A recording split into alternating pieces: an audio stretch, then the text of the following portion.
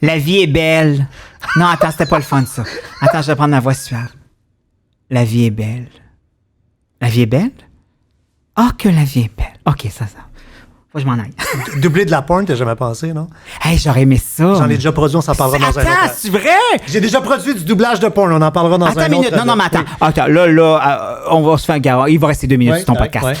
ouais. Est-ce que tu en as juste produit ou naturellement, à un moment donné, parce que quelqu'un s'est pas pointé, tu as été obligé de faire une voix?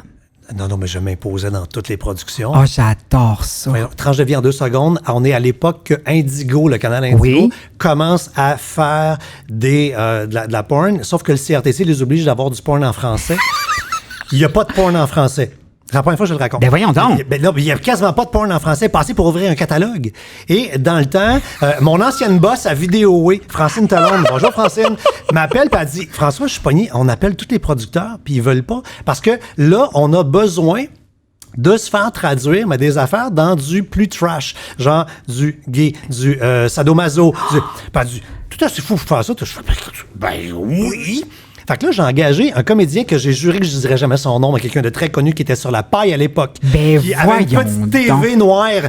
Patrick Huard a fait de la porn! Je dirais pas de nom. Et la personne regardait des cassettes à la journée longue avec parce qu'il fallait qu'il traduise. Tu sais, genre, ah oui, c'est bon, oui, je te veux. Oh oui, les j'aime ça. scénarios sont toujours Ben oui, bien oui, c'est ça, exactement. Et il écrivait des textes. Et on rentrait en studio. Puis moi aussi, je suis un peu hystérique sur la qualité. Fait qu'on rentrait dans un boot. On était dans un boot de son. Et on était 3, 4, 5, 6 en fonction de la scène. Et là, on partait et on refaisait la trame sonore. Et tout le monde écoute de la porn, là.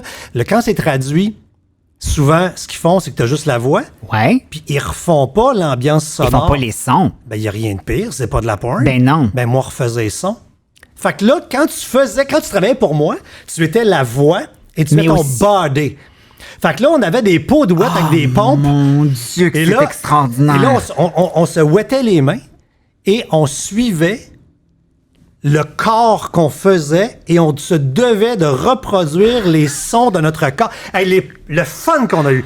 Mais pour vrai, pour vrai, des fois, le son de notre doublage était meilleur que l'original. Alors, écoute, on se fait la promesse en ce moment qu'on va refaire une édition spéciale et tu vas nous expliquer tout ça. Je suis sûr que les gens vont se garrocher. Et tu vas nous donner des conseils d'amour. Quoi de mieux que d'aller faire du jogging tout en écoutant quelqu'un qui te raconte comment se fait de la porn en québécois. Je trouve ça extraordinaire.